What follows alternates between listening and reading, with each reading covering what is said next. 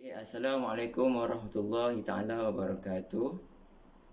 Jadi untuk fiqh solat tahun 1, kita pergi kepada tajuk yang ketiga, iaitu berkenaan kewajipan solat. Firman Allah Ta'ala, Inna solata tanha anil fahsya'i wal munkar.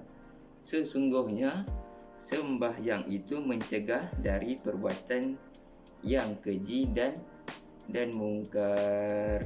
Jadi kita murid-murid, kalau nak tahu, kita sebagai umat Islam, kita diwajibkan untuk solat 5 waktu sehari semalam. Itu adalah menjadi kewajipan untuk diri kita sebagai seorang umat Islam untuk mendirikan solat 5 waktu sehari semalam. Apa dia dalil yang menyatakan wajibnya solat? Ini firman Allah Ta'ala, wa aqimus solah, dan dirikanlah sembahyang. Itu dia. Jadi solat ini sangat penting kepada kita. Kerana apa? Okay, yang pertama, menunjukkan ketaatan kita kepada Allah. Sebab apa? Sebab solat ini adalah perkara yang wajib yang kita perlu lakukan. Dan kalau kita buat, itu menunjukkan diri kita ni sebagai seorang hamba taat kepada perintah Allah. Itu yang pertama. Yang kedua, boleh mendapat ketenangan jiwa. Sebab itu kalau kita ada masalah, kita serabut dengan masalah, jadi kita pergilah solat. Sebab apa? Dekat solat kita boleh mendapatkan ketenangan jiwa. Yang ketiga, dapat mencegah kemungkaran. Ini yang sangat penting. Tapi ada juga kita solat tapi kita tetap juga membuat perkara-perkara yang dilarang oleh Allah.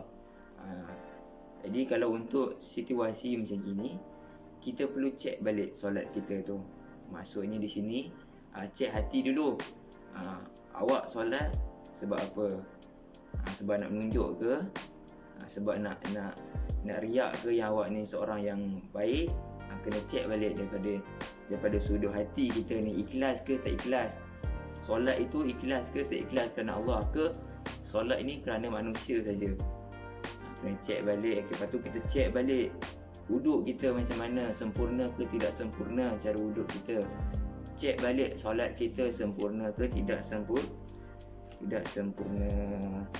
Mungkin daripada situ menunjukkan kita ni solat tetapi tetap juga membuat dosa, membuat kemungkaran. Jadi yang keempat, mendapat kesihatan tubuh badan. Sebab apa? Sebab di setiap pergerakan kita dalam solat ini terdapat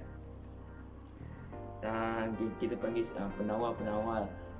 Dengan pergerakan itu mampu mengalirkan darah kepada otak kita. Itu kalau dari sudut kesihatan banyak.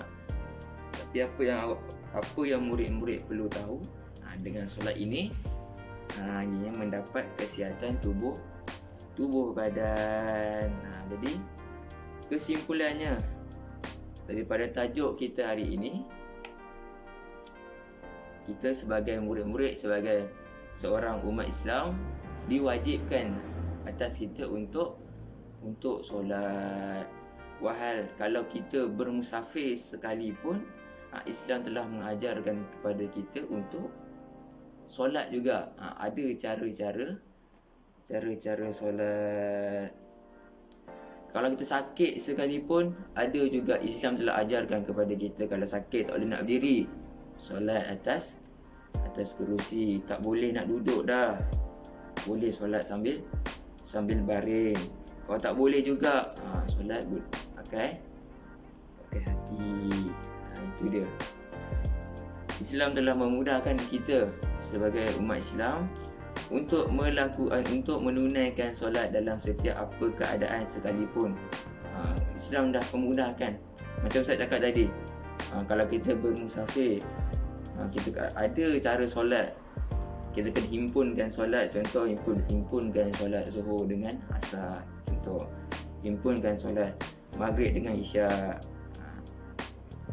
Kalau sakit pun kita ada cara solat-solat yang telah diajarkan kepada kita. Duduk, baring, semua telah diajarkan untuk apa itu? Untuk memudahkan kita. Supaya apa? Tidak ada alasan untuk tidak solat. Tidak ada alasan untuk meninggalkan solat. Itu yang murid-murid perlu tahu. Jadi sekadar itu saja daripada Ustaz. Assalamualaikum warahmatullahi taala wabarakatuh.